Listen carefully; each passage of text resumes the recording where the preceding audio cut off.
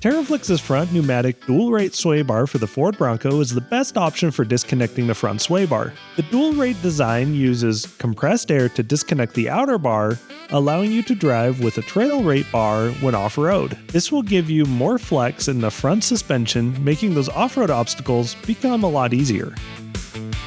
An onboard compressor is needed for the sway bar to function. On the vehicle shown, the compressor is mounted under the hood. We'll give you a little more information later in the video, but we just wanted you to be aware of this going into it. Begin the installation by disconnecting the sway bar links from the lower control arms.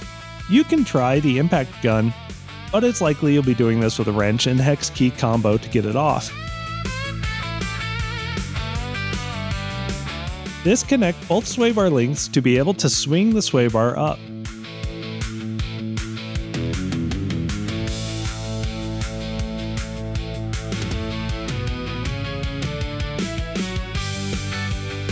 Remove one of the sway bar mounting fasteners on both sides and then the second fastener. When you remove the second fastener, the sway bar will drop, so be sure to catch it. Remove the sway bar links from the sway bar, these will be reused. Use a mallet to remove the mounting brackets from the factory sway bar. The brackets get reused, but not the bushings. Install the provided bushings onto the TeraFlex sway bar. If you measure the distance between the mounting positions on the vehicle, then you can set the bushings the right distance apart and have things mostly centered before installation.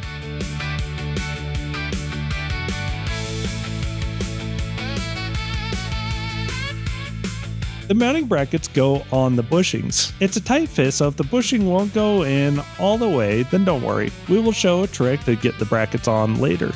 Install the anti-rotation bracket by first lubricating the bushing with mineral oil and then inserting the rod into the bushing. Note the orientation of the bracket.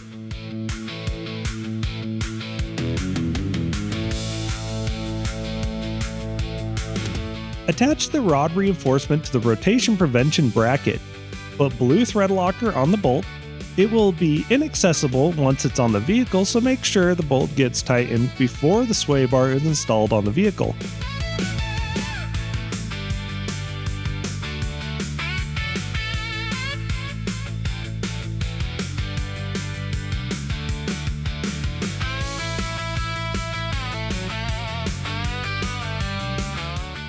Install the sway bar links onto the new sway bar. Reuse the original hardware.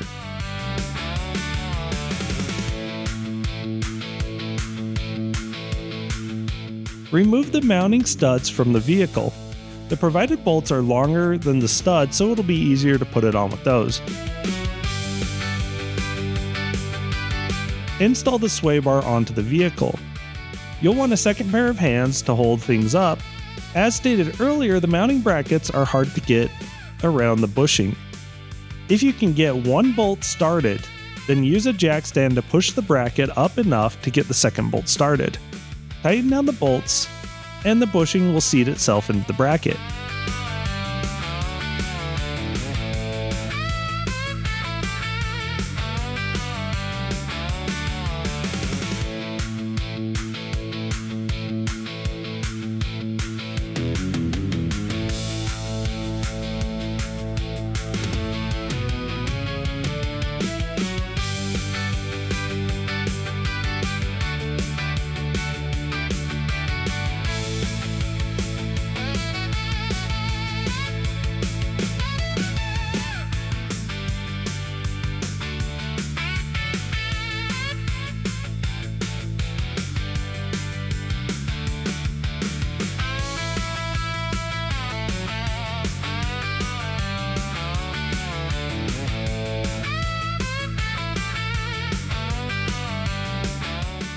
Attach the bar clamps.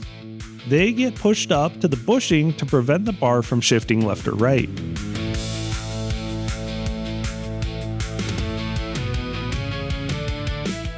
Connect the sway bar links to the lower control arm.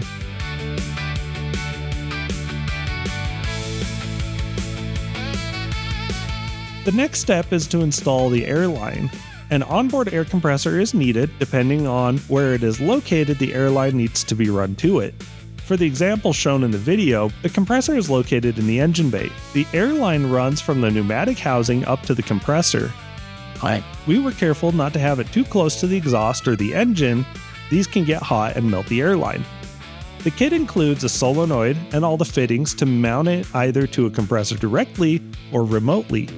The footage of the remote installation that's being shown now is on a compressor in the back of a Jeep Wrangler, but the idea doesn't change. Simply run the air from the compressor manifold to wherever you want to mount the solenoid.